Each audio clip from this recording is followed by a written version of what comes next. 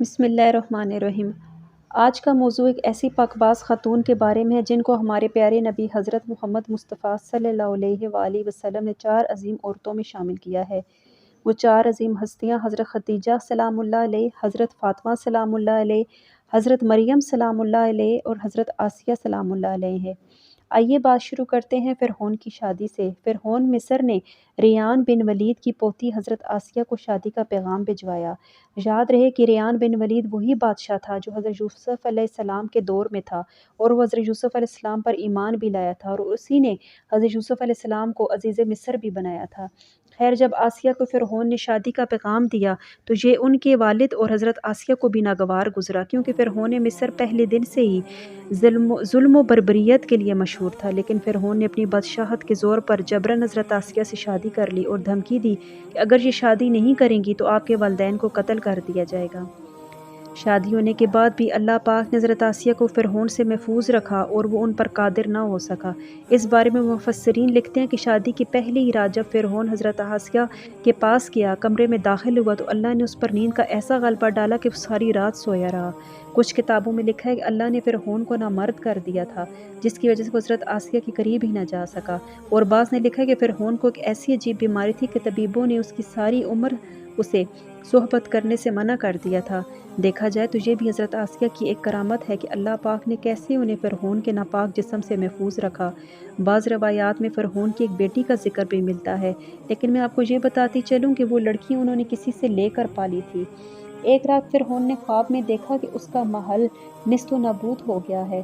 خوف و وحشت سے اس کا پورا وجود لرزنے لگا اور اس نے نجومیوں کو بلا کر ان سے اپنے خواب کی تعبیر پوچھی تو انہوں نے کہا کہ عنقریب بنی اسرائیل کا ایک بچہ تمہارے محل کو نیست و نابود کر دے گا۔ اس لیے فرعون نے حکم دیا کہ بنی اسرائیل میں جس کے یہاں بھی لڑکا پیدا ہو اسے فوراً قتل کر دیا جائے، لیکن اگر لڑکی پیدا ہو تو اسے قتل نہیں کرنا ہے۔ جب حضرت موسیٰ علیہ السلام پیدا ہوئے تو ان کی والدہ نے فرعون کے سپاہیوں کے ڈر سے حضرت موسیٰ علیہ السلام کو ایک صندوق میں رکھ کر دریا میں ڈال دیا۔ دریا سے ایک نہر فرعون کے محل کے پاس سے بہتی تھی۔ یہ صندوق بہتا ہوا اس نہر میں چلا گیا۔ فرعون نے حکم دیا کہ اسے محل میں لا کر کھولا جائے۔ جب یہ صندوق کھولا گیا تو اس سے خوبصورت بچہ نکلا۔ قبطی زبان میں پانی کو موو اور درخت کو سی کہتے ہیں۔ یہ صندوق پانی اور درختوں کے درمیان پایا گیا۔ اس وجہ سے حضرت بی بی آسیہ رحمۃ اللہ علیہ نے آپ کا نام موسیٰ رکھا۔ حضرت آسیہ نے جب حضرت موسیٰ علیہ السلام کے چہرے پر نور دیکھا تو انہوں نے حضرت موسیٰ کو اپنا بیٹا بنا لیا اور فرعون سے کہنے لگی یہ بچہ میری اور تیری آنکھوں کی ٹھنڈک ہے، اسے قتل نہ کرو۔ لیکن نامرد فرعون کہنے لگا اسے تم رکھ لو، مجھے اس کی کوئی حاجت نہیں ہے۔ حضرت محمد صلی اللہ علیہ وآلہ وسلم نے فرمایا کہ اگر آسیہ کی طرح فرعون بھی اس بات کا اقرار کرتا ہے کہ یہ بچہ اس کی آنکھوں کی ٹھنڈک ہے تو ضرور اللہ پاک اسے بھی ہدایت عطا فرما دیتا جیسے آسیہ کو عطا فرمائی۔ حضرت آسیہ سلام اللہ علیہ کو اللہ پاک نے قرآن مجید میں عورتوں کے لیے ایک نمونہ بھی قرار دیا ہے۔ حضرت آسیہ شادی کے پہلے دن سے ہی فرعون کے ظالمانہ اور کافرانہ اقدامات کے خلاف پہاڑ بن کر کھڑی رہی۔ حضرت موسیٰ علیہ السلام نے جب اعلان نبوت کیا اور جب محل میں جادوگروں سے مقابلہ کیا تو یہ دیکھ کر حضرت آسیہ حضرت موسیٰ پر ایمان لے آئی۔ ایمان لانے کے بعد کافی دنوں تک انہوں نے اس بات کو فرعون سے چھپایا رکھا، لیکن جب فرعون نے خدائی کا دعویٰ کیا اور لوگوں سے خود کو سجدے کروانے لگا تو پھر حضرت آسیہ کھل کر میدان میں آ گئی اور فرعون کے اس عمل کی سخت مخالفت کی۔ جیسے ہی فرعون کو پتہ چلا کہ میری بیوی بھی موسیٰ کے خدا پر ایمان لا چکی ہے تو اس نے حضرت آسیہ پر بھی ظلم ڈھانا شروع کر دیا۔ روزانہ دن اور رات ان کو مختلف اذیتیں دینے لگا۔ فرعون جیسا کافر شوہر بھی ان کے ایمان کو متزلزل نہ کر سکا، لیکن فرعون نے بہت زیادہ کوشش کی تاکہ کسی نہ کسی طرح انہیں راہ راست سے منحرف کر دے، لیکن پھر بھی وہ ایسا نہیں کر سکا اور حضرت آسیہ بھی اس کی تمام کوششوں کو ناکام بنا کر صرف خدائے واحد کی عبادت میں مصروف رہی۔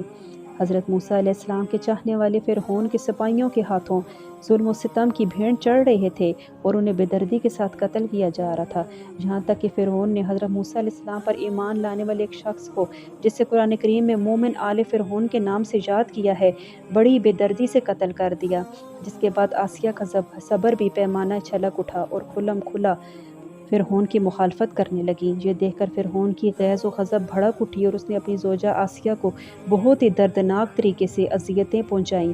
اس ظالم نے ان پر بڑے بڑے اذیتوں کے پہاڑ گرائے، ان کو بہت زیادہ مارا، زد و کوب کیا اور حضرت آسیہ رضی اللہ تعالیٰ عنہ کے چاروں ہاتھوں پیروں میں لوہے کی کیلیں ٹھوک کر چاروں کونوں میں اس طرح جکڑ دیا کہ وہ ہل بھی نہیں سکتی تھیں، اور بھاری پتھر آپ کے سینے پر رکھ دیا اور ان کو تپتی ریت میں اور دھوپ میں لٹا دیا اور پانی بھی بند کر دیا۔ اللہ اکبر!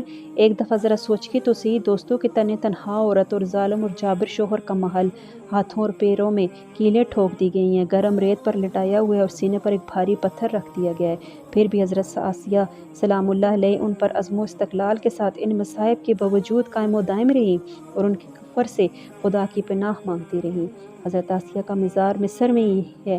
تاریخ انسانی میں حضرت آسیہ کا ایمان پر قائم رہنا اور ان کے صبر اور عزم و استقلال ایک بہت بڑا درس و عبرت ہے مومن عورتوں کے لیے۔